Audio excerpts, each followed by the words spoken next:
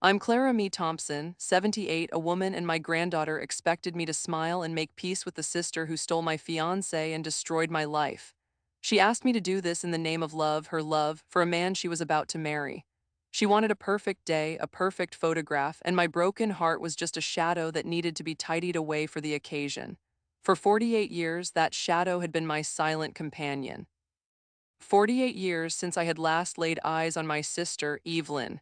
And now my own granddaughter, the light of my life, was asking me to pretend those years, and the reason for them simply didn't exist. My life until that moment had settled into a gentle rhythm, as predictable and comforting as the tides. I live with my husband, Arthur, in the same small, sturdy house we bought 50 years ago.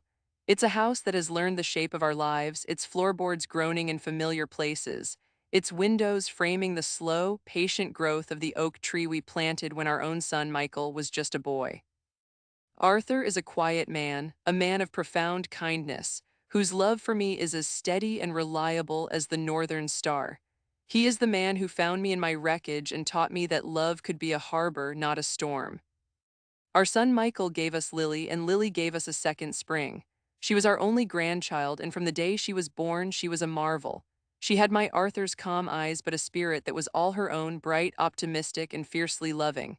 She grew up spending summers with us, her laughter filling the rooms that had long fallen quiet. I taught her how to bake my mother's apple pie, the scent of cinnamon and melting butter becoming the smell of her childhood. Arthur taught her how to identify the constellations, the two of them lying on a blanket in the backyard, whispering about Orion and Cassiopeia. She was, in every conceivable way, the repository of our deepest joys. When she announced her engagement to a fine young man named Tom, our hearts swelled. A wedding, a celebration of love and future. I was overjoyed, ready to pour all my energy into helping her create the perfect day. We spent weeks poring over magazines, discussing color palettes and floral arrangements. Her excitement was infectious. It was during one of these happy afternoons, sitting at my kitchen table with swatches of fabric and lists of names, that the first stone was cast into the placid waters of my life.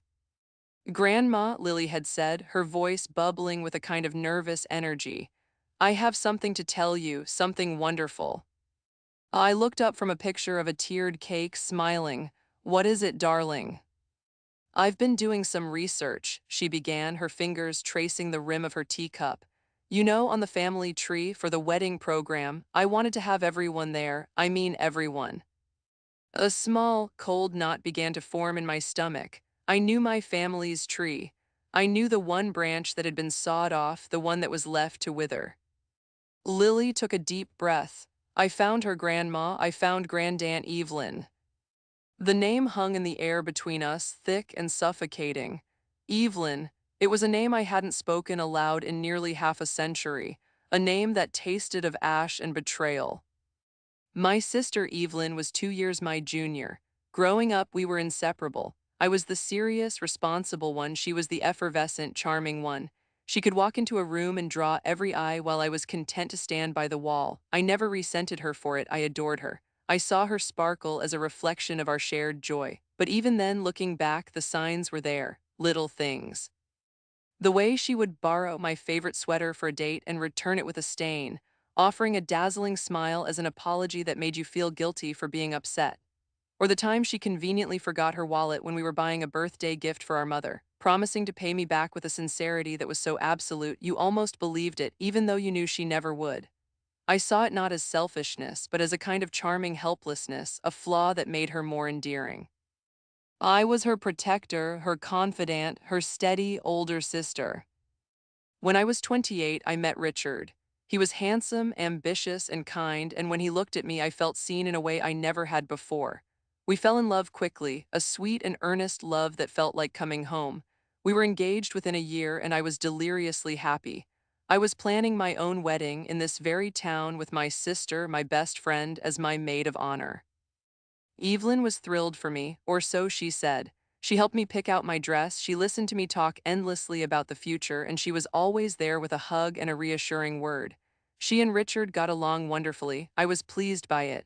It's so important that my two favorite people love each other. I used to say, my heart overflowing with a naive tea so profound it makes my present self ache. I encouraged their friendship. I'd come home from my job as a librarian to find them laughing in the kitchen, a half-empty pot of coffee between them, and I'd feel a surge of pure happiness. My world was perfect. My circle was complete. The first crack appeared 3 weeks before the wedding. Richard seemed distant. When I asked him what was wrong, he would brush it off, blaming stress at work. At the same time, Evelyn became harder to pin down. She was always busy, always had other plans. I attributed it to her helping with last-minute wedding details, a task I had entrusted her with. The lie was so much more comforting than the truth. The truth came one rainy Tuesday evening. I had left work early, feeling unwell, hoping to surprise Richard at home. I found the house empty, but there was a note on the table. It wasn't for me. It was a letter from Evelyn tucked into a book Richard had been reading. My hands trembled as I unfolded it. Her familiar, looping script was full of words I couldn't comprehend at first. Words of passion, of secret meetings, of a shared future, words about me. "Clara is a good woman," she wrote. "But she doesn't understand you, not like I do. She loves the man she thinks you are. I love the man you truly are." The world tilted on its axis. Every shared laugh, every knowing glance between them, every moment of my blissful ignorance replayed in my mind, now tainted with a sickening new meaning. They hadn't just betrayed me, they had mocked me. My happiness had been their stage, my trust their curtain. I drove to our parents' house, the letter crumpled in my fist. Evelyn's room was half empty. My mother, her face a mask of grief, handed me a second note. This one was from Richard, addressed to me. It was short, brutally so. He was sorry. He and Evelyn were in love, they were leaving together. He hoped one day I would understand. Understand, he hoped I would understand, that I would look at the smoking crater where my life used to be and nod with benevolent comprehension. I didn't scream, I didn't cry, I felt a cold, terrifying calm settle over me. In one afternoon, I had lost the man I was going to marry and the sister who was my other half. They had not just left me, they had taken my past, my present, and my future. They had taken my trust in the world. And now, 48 years later, my granddaughter was looking at me with shining eyes, telling me she had found the ghost that had haunted my entire adult life, and she thought it was a wonderful thing. The grandfather clock in the hall, a wedding gift from my own parents all those years ago, ticked with an unnerving loudness. Each tick was a second stretching into an eternity as I stared at my granddaughter. The floral fabric swatches on the table, once so cheerful, now looked like funeral wreaths. Lily's face was still alight with her triumph. She couldn't see the blood drain from my face. She couldn't feel the air thicken in the room. "Isn't it amazing, Grandma?" she pressed on, her voice a little too bright. "I found her through one of those genealogy websites. She lives in Oregon. She was so happy to hear from me, she cried." She cried, the thought was so absurd, so grotesquely sentimental that a bitter laugh almost escaped my lips. What did Evelyn cry for? For the niece she'd never met? For the family she had shattered? Or were they tears of relief that after all this time a hand was reaching out from the world she had abandoned, offering a clean slate she had never earned? I finally found my voice, but it was a stranger's voice, thin and brittle. "Lily, why would you do that?" The smile on her face faltered. For the first time, she seemed to register my expression. A flicker of confusion crossed her features. "What do you mean? She's your sister. She's my grandaunt. I want her at my wedding. I want all my family there." "She is not my family," I said, the words coming out colder and harder than I intended. "Not for a very, very long time." "But Grandma, that was ages ago." Lily leaned forward, her brow furrowed with a desperate, misplaced earnestness. "People make mistakes. Can't we just forgive, for me, for my day?" That was ages ago. The words were like a slap, as if my pain had an expiration date, as if the wound that had shaped the entire landscape of my adult life was a trivial spat over a borrowed dress. She was asking me to forgive as if it were a simple task, like dusting a piece of furniture. She had no concept of what she was asking. She didn't understand that Evelyn hadn't just made a mistake. A mistake is forgetting to mail a letter. A mistake is taking a wrong turn. What Evelyn did was a calculated demolition. She had taken a wrecking ball to the foundations of my life and then walked away, leaving me to suffocate in the rubble. I stood up, my knees unsteady. "I need some air," I mumbled, moving towards the back door that led to my garden. "Oh, Grandma, Wait, Lily's voice was sharp with a mixture of hurt and frustration. Can't you just be happy for me? I did this for us, to bring everyone back together. I paused at the door, my hand on the cool brass knob. I turned to look at her, my beautiful, innocent granddaughter who saw the world in such simple, hopeful colors. I saw her desire for a perfect, unbroken family, a fairy tale where all the villains are just misunderstood and every conflict can be solved with a hug. And I saw that in her pursuit of that fairy tale, she was willing to sacrifice my reality.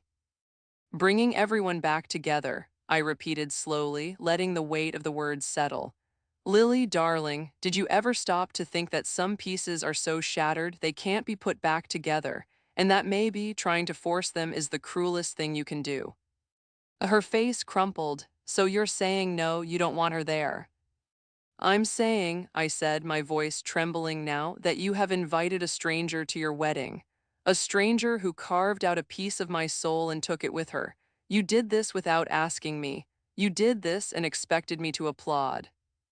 I walked out into my garden, the one place Arthur and I had built from nothing.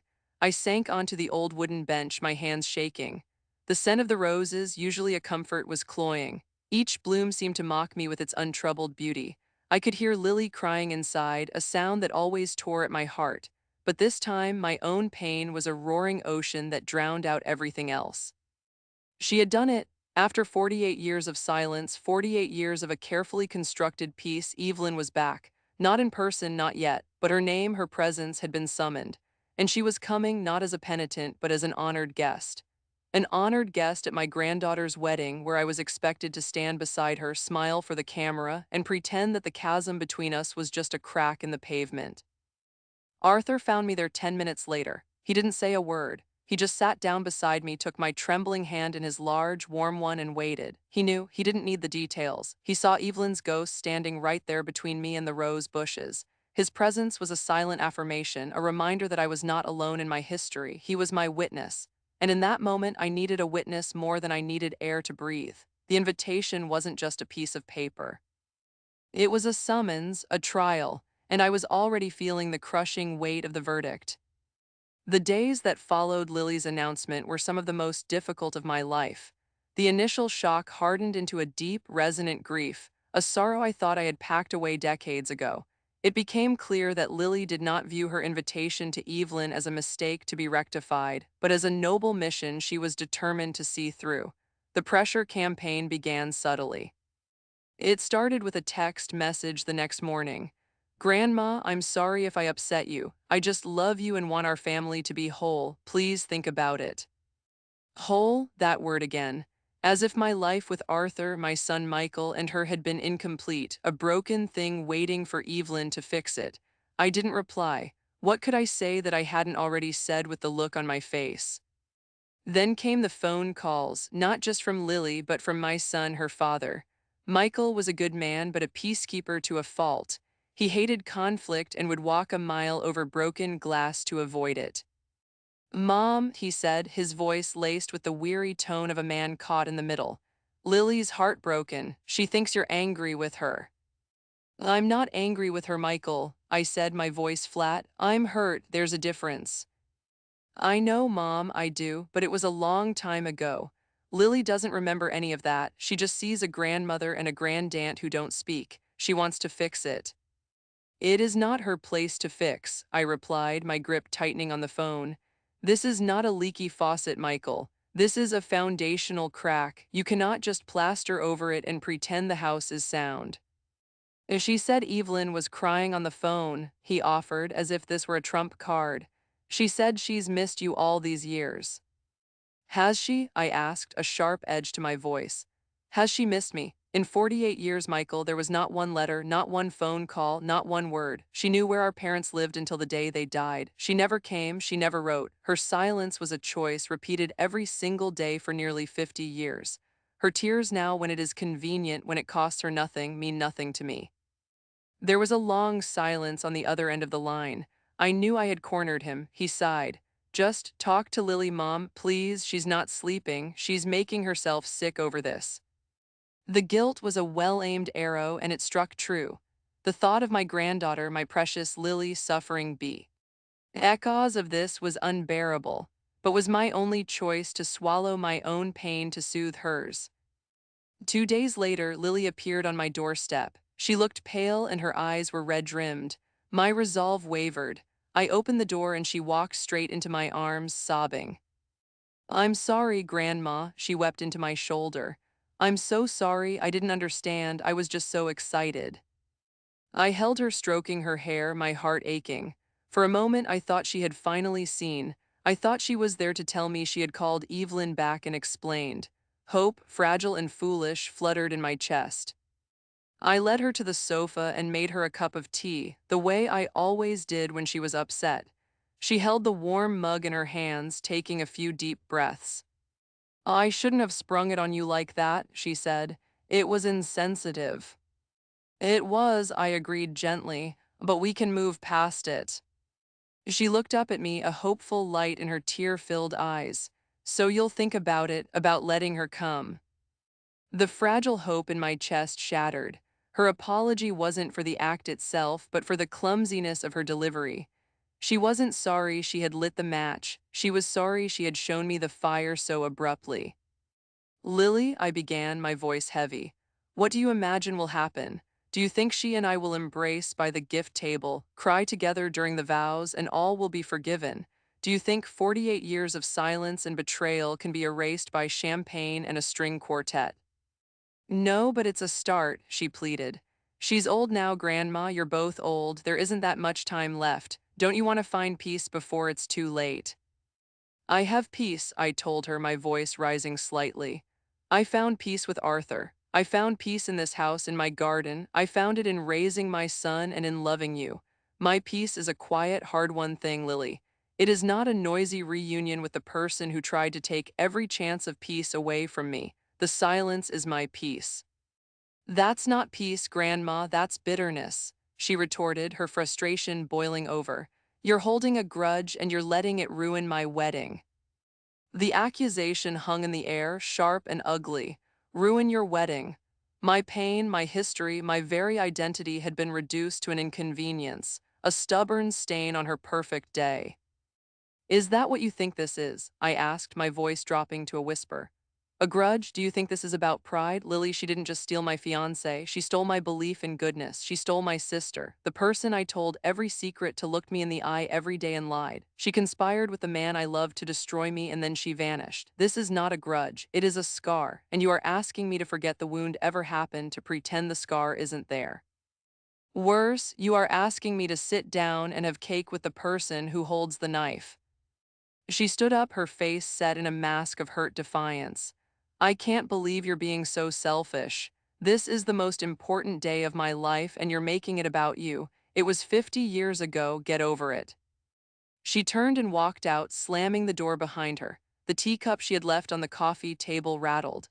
I stared at the door, my heart hammering against my ribs. Get over it, the two most dismissive words in the English language. Two words that tell a person their pain is invalid, their experience irrelevant. My own granddaughter had said them to me. The pressure campaign had escalated to an all-out war and I felt myself losing. Not to Evelyn, but to the cherished love I had for the girl who had just walked out my door. The slam of the front door echoed in the house long after Lily was gone. It was a sound of finality, a sound that severed something between us. I was left in a silence that felt heavier and more desolate than the 48 years of silence from Evelyn. This was a new quiet, one filled with the fresh pain of my granddaughter's misunderstanding, of her accusation. Selfish, the word clung to me like burrs. I wandered through the house, my hand trailing along the spines of books in the shelves Arthur had built, my fingers tracing the rim of a porcelain vase that had been my mother's. Every object held a memory, a testament to a life built after the betrayal, after the fall. My mind, against my will, drifted back to that time. The weeks following Richard and Evelyn's departure were a gray, featureless fog. I functioned. I went to work at the library, I came home, I ate meals I couldn't taste. My parents were consumed by their own grief and shame, whispering in hushed tones when they thought I couldn't hear. Friends would call, offering condolences as if there had been a death. And in a way there had been. The woman I was supposed to become had died. The future I had meticulously planned was gone. I remember one night, about a month after they left, I was in my childhood bedroom, packing away the ings I had bought for my new life. A set of dish towels, a pair of silver candlesticks, my wedding dress still pristine in its long white box. As I lifted the lid, the sight of the gleaming satin and delicate lace made something inside me snap. I didn't cry, I did something far stranger. I began to tear it. My fingers, clumsy at first, then frantic, ripped at the seams. I tore the beautiful lace, pulled the tiny seed pearls from the bodice until they scattered across the floor like teeth. I destroyed it. It was a silent, violent act of erasure. When it was done, I was left panting in a room filled with the white shreds of my future, feeling not relief but a terrifying emptiness. It was in that emptiness that I met Arthur. He was a new engineer who had moved to town to work at the local plant. He started coming into the library asking for books on woodworking and local history. He was quiet, unassuming, with kind eyes that seemed to see more than most. He didn't know my story, he just knew me as the librarian with the sad eyes. He never pushed. He would just check out his books, offer a small, gentle smile, and leave. One afternoon, he found me in the reference section, crying silently behind a tall shelf of encyclopedias. A well-meaning acquaintance had just stopped me to say she'd heard from a cousin that Richard and Evelyn had gotten married in a small ceremony out west. The news, though expected, felt like a fresh wound. Arthur didn't say a word. He just pulled a clean handkerchief from his pocket and held it out to me. I took it, mortified. "Bad day?" he asked softly. I nodded, unable to speak past the lump in my throat. "I find," he said, leaning against the shelf, "that when the present is difficult, it sometimes helps to look at the very distant past. Dinosaurs, the Roman Empire, makes today's troubles feel a little smaller." He smiled, a small, crooked smile. "Can I buy you a cup of coffee? My treat. We can talk about Visigoths if you'd like." I laughed, a watery, broken sound, and I said yes. Our courtship was nothing like my whirlwind romance with Richard. It was slow, cautious, and built on a foundation of quiet conversations and shared silence. I told him everything. I laid out the ugly, shattered pieces of my recent past, expecting him to run. He just listened. When I was finished, he took my hand. "He was a fool," he said simply, "and she must be a very lonely person." It was his compassion for me and his startling pity for them that cracked open the ice around my heart. He didn't see me as a victim to be pitied, but as a survivor to be admired. He saw my scar not as a disfigurement, but as a part of my history, a part of what made me strong. We were married a year later, not in a big church, but in a quiet ceremony at the courthouse with my parents and his sister as witnesses. There were no bridesmaids, no tiered cake, no grand pronouncements. There was only the steady, certain feeling of his hand in mine. We built this life together brick by brick. We bought this house. We planted the oak tree. We raised Michael. We weathered my parents' decline and eventual passing. Through it all, Evelyn was a ghost, a name never spoken. We never received a Christmas card, a birth announcement for her own children if she had any, or a note of condolence when our parents died. Her absence was total. And over time, the sharp agony of her betrayal dulled into a chronic phantom ache. A limb that was long gone but still tingled in a storm. Now Lily's storm had arrived and the limb was on fire. I looked around my living room at the photographs on the mantelpiece, me and Arthur on our wedding day, Michael's gap-toothed school picture, Lily as a toddler covered in mud and grinning. It was a good life, a real life, a whole life.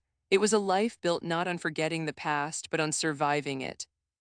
And now the ghost of that past was threatening to tear down the house I had so carefully built, all because my granddaughter thought a photograph with a long-lost relative was more important than the foundation the house was built on. She didn't see the irony. She was asking me to tear up the life I had with Arthur, the very life that gave her a father and in turn gave me her, to make room for the people who had tried to ensure I would have no life at all. For 2 days, the house was unnaturally quiet.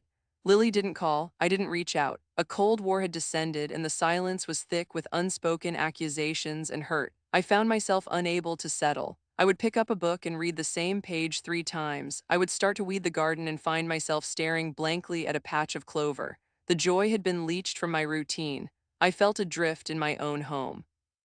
On the third evening, Arthur found me in the living room, sitting in the dark, watching the headlights of passing cars sweep across the walls. He didn't turn on the lamp.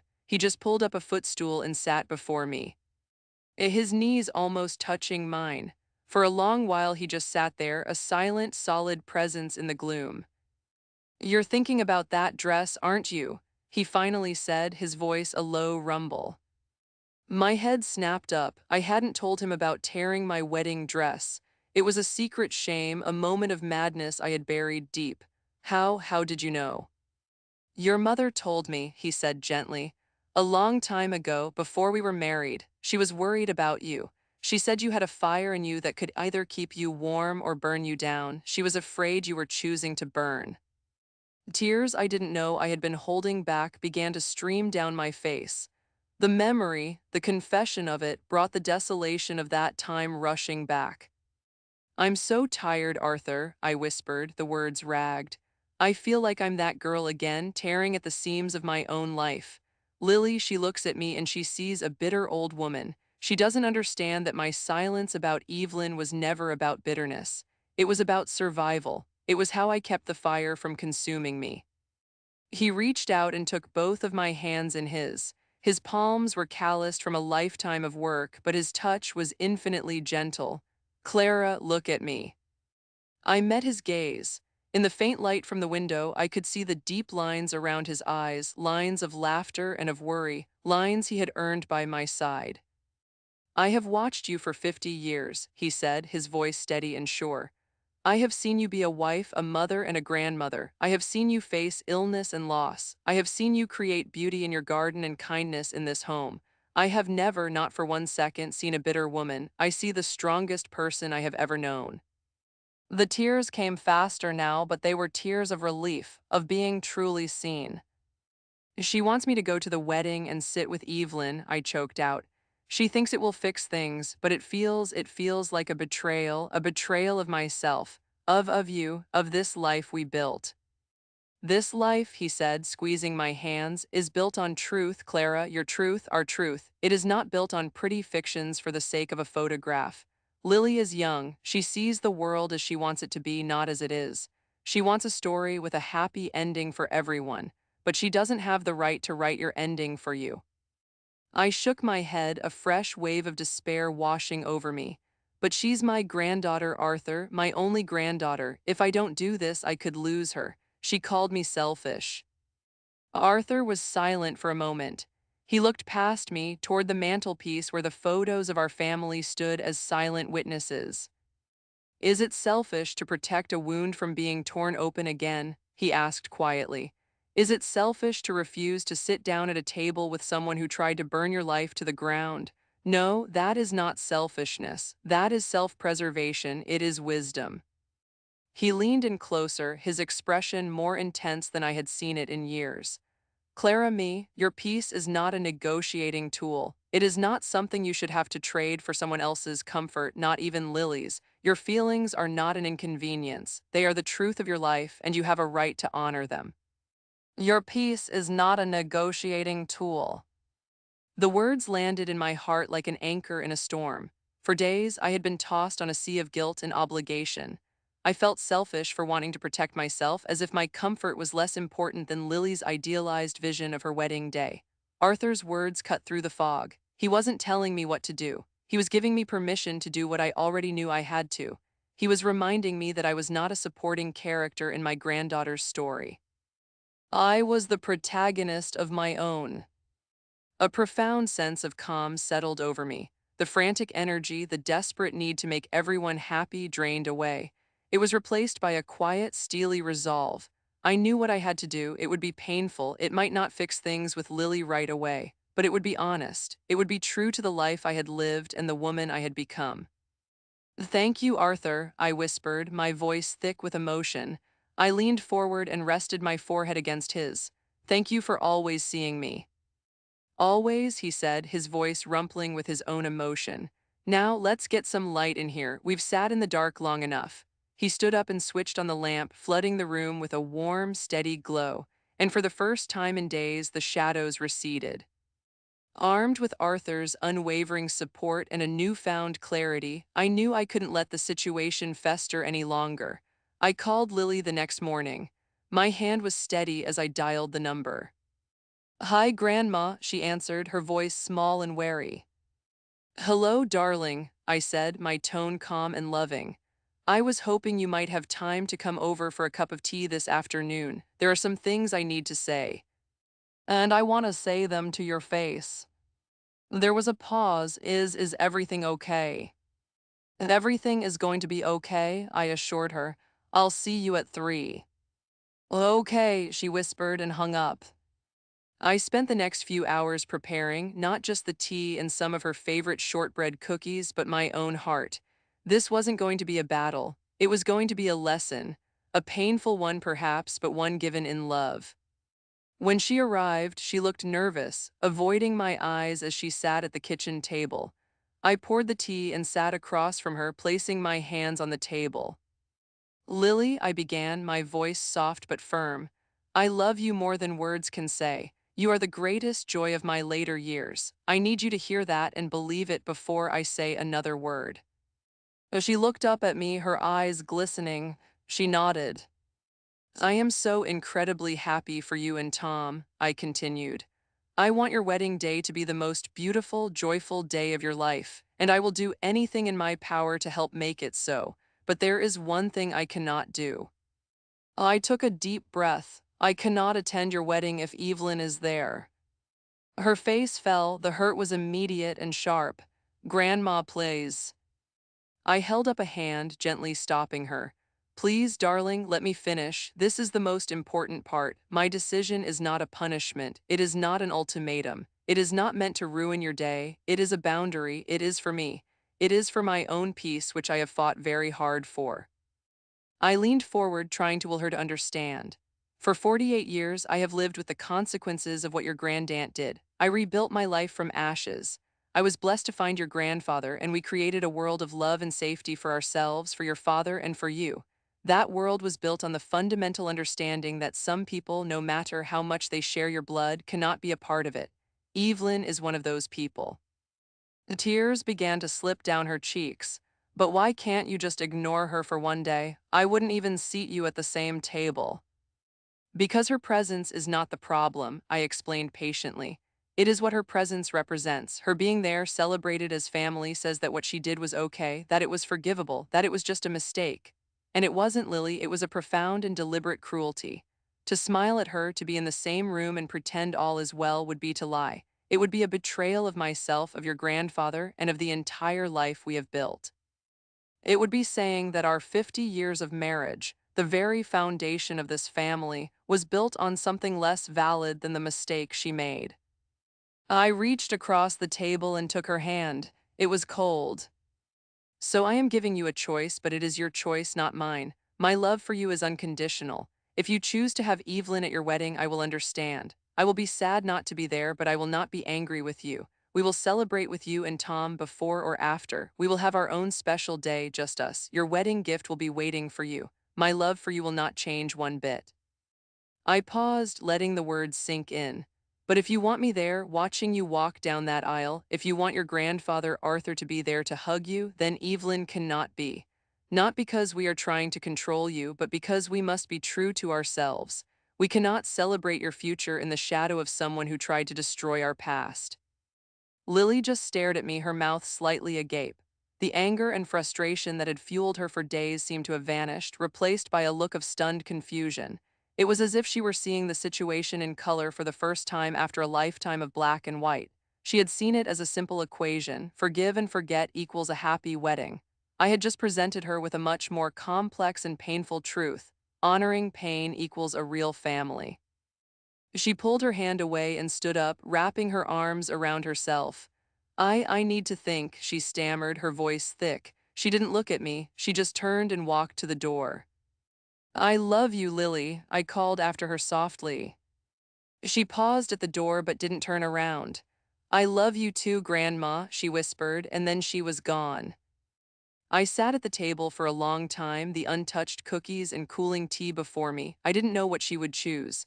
I had placed the weight of the past squarely on her young shoulders, and I didn't know if she was strong enough to carry it. But I had done what I had to do. I had spoken my truth, not in anger but in love. I had honored my scar. The rest was up to her. The 2 days that followed my conversation with Lily were a form of quiet torture. The silence from her was absolute. Arthur and I went about our days, the unspoken question hanging in every room of the house. What will she choose? I prepared myself for the worst, for a phone call where she would tearfully tell me she couldn't disinvite a guest that she hoped I would understand. I rehearsed my response, one that was full of grace and love, even though my heart felt like it would break. On the third day, late in the afternoon, the doorbell rang. My heart leaped into my throat. Arthur and I looked at each other. He put his hand on my shoulder, a silent message of support, and I went to the door. It was Lily. Her face was pale and blotchy as if she had been crying for days, but her eyes, when she met mine, were clear. They held a new, somber wisdom. She didn't say a word. She just stepped forward and wrapped her arms around me, holding on so tightly I could feel the trembling in her body. I held her back, my own tears starting to fall. "I'm so sorry, Grandma," she finally sobbed into my shoulder. You were right about everything. I was so stupid." "Oh, my sweet girl," I murmured, stroking her hair. "You weren't stupid, you were hopeful." We stood there for a long moment before I led her inside to the sofa. Arthur brought her a glass of water, his gentle presence a comfort to us both. "I called her," Lily said, her voice raw. "I called Evelyn." I sat perfectly still, waiting. "At first, she was just like she was before," Lily began, looking at her hands. "So warm, so charming. She told me how excited she was to finally meet me, how she dreamed of this day. I told her I was so happy she was coming, but that there was a situation with you. I tried to explain how much pain this was causing you." She took a shaky breath, and then Grandma, her voice changed. It became cold. "Oh, Clara," she said with this little sigh, "she always was so dramatic, holding on to things that are best forgotten. I told her it wasn't a small thing, that she had deeply hurt you, and you know what she said to me." Lily looked up, her eyes flashing with a new, protective anger. She said, "Well, dear, your grandmother has a lovely life with Arthur, doesn't she? In the end, it all worked out for the best. I did her a favor. Richard and I were soulmates. She and he would have been miserable." I closed my eyes. The arrogance, the complete lack of remorse. It was the same Evelyn, preserved in amber for 48 years. She had rewritten history to make herself the heroine of the story, the one who had mercifully freed me from a life of misery. "I was so shocked I didn't know what to say," Lily continued, her voice trembling with rage. "I told her she hadn't done you a favor, she had broken your heart. I told her she hadn't just taken Richard, she had taken a sister. And then she laughed. She actually laughed, Grandma. She said, 'Oh, honey, you have a lot to learn about the world. Sometimes you have to take what you want.' Clara was never a fighter. I won." The finality of those words, "I won," sucked the air from the room. That was what it had always been about for her. Not love, not a grand passion, a contest, a victory. "That's when I knew," Lily said, tears streaming down her face again. "That's when I saw her. Not the poor, misunderstood old lady I had imagined, but the person you told me she was. So I told her, I said, 'You didn't win anything. You lost a sister, and you will never, ever know my family. You are not welcome at my wedding.' And then I hung up." A great, shuddering sob escaped her, and I pulled her into my arms again. She cried for her lost innocence, for the ugly truth she had been forced to see, for the pain she had unintentionally caused me. And I held her, my heart aching for her but also swelling with a fierce, protective pride. She had chosen truth. She had chosen family, our family. The day of the wedding arrived, bright and clear. As I helped Lily into her dress, the morning sun streaming through the window, there were no more shadows between us. The bond that had been strained was now forged in the fire of truth, stronger than ever before. When she was ready, she turned to me, a vision in white lace and satin. "Grandma," she said, her eyes shining, thank you for teaching me what love really is. It's not about pretending. It's about protecting each other's hearts." I kissed her cheek. "You learned that lesson all on your own, my darling." Watching her walk down the aisle on her father's arm, her face radiant with a pure, unburdened happiness, was one of the most profound moments of my life. Arthur stood beside me, his hand finding mine, his thumb stroking my knuckles. There was an empty space in the front pew where an uninvited guest might have sat, but our row was not empty. It was full, it was whole. My scar was not gone, it would always be a part of me. but for the first time it didn't ache.